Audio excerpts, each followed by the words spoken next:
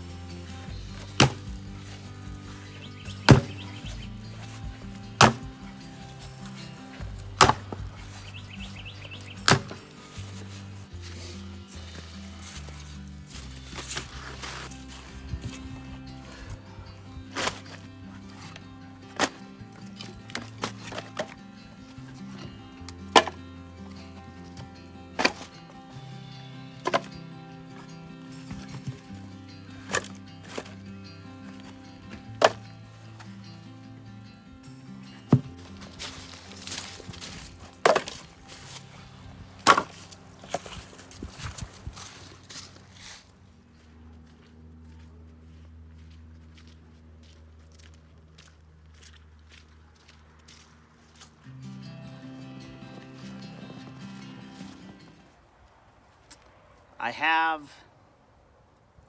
a genetic disorder. Sort of. That's right. Something you don't know about me. I am colorblind. That's right, I'm colorblind, people. The reason I say sort of is think about people that have serious conditions that are genetic disorders, life-changing disorders. And I'm sure those people struggle every single day. A lot of those people still have great lives. Sometimes their lives are shortened. There's things people can't do that we take for granted. I know I probably take for granted a lot of stuff that I shouldn't, and I know other people do too. But I am colorblind. Has that really affected my life? Yeah, a little bit.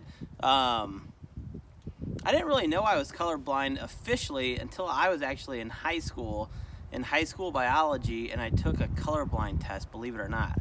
And now I'm a high school teacher, and I teach genetics, and I have students that do a colorblind test, and every now and then a student finds out that they're colorblind too. So when I was a kid, though, I think I had some signs, like with crayons. I always got crayons wrong. I'd be drawing a duck, and it'd be like a blue duck, and I would be asked, why is my duck blue? I'm like, it's not blue, it's green. There are some struggles with being colorblind. Traffic lights can be challenging, especially when I go to a new city. Not all traffic light colors are actually exactly the same. That can be a challenge. Night driving, I think there's something associated with being colorblind that also makes it difficult to drive at night. I do not have good night vision because of that. I'm also, as you can see, not a great dresser probably, but luckily my wife helps me out. She does a lot of shopping for me. A lot of my clothes come from thrift stores actually. She gets some really good deals. I tend to wear a lot of grays and browns and tans, things you can't go wrong with. So yes, I am colorblind, which is interesting. Let's talk about the genetics of it. So most colorblindness is a sex-linked trait on your X chromosome. Females have 2 X chromosomes, males have an X and Y. You only inherit, if you're a male, your dad gives you his Y chromosome. Now, your mom, you have a 50% chance of getting one of your mom's X chromosomes. My mom is not colorblind. but she has to be a carrier because I got an X chromosome from her that made me colorblind.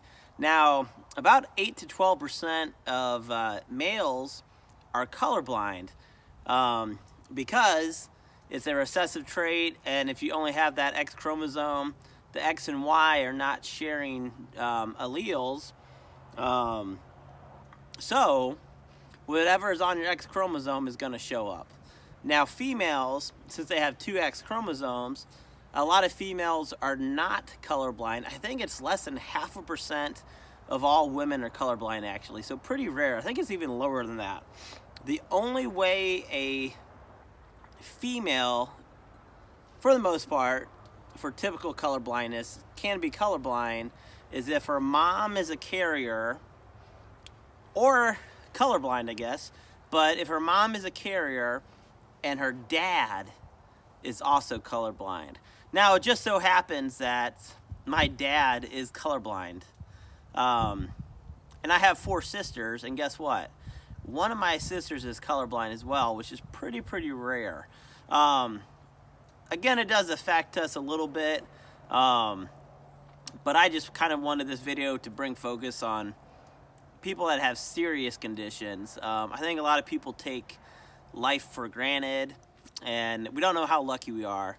Yeah, I can't see as many colors as I would like. I don't think I can be a fighter pilot because of it, or a helicopter pilot, but you know what?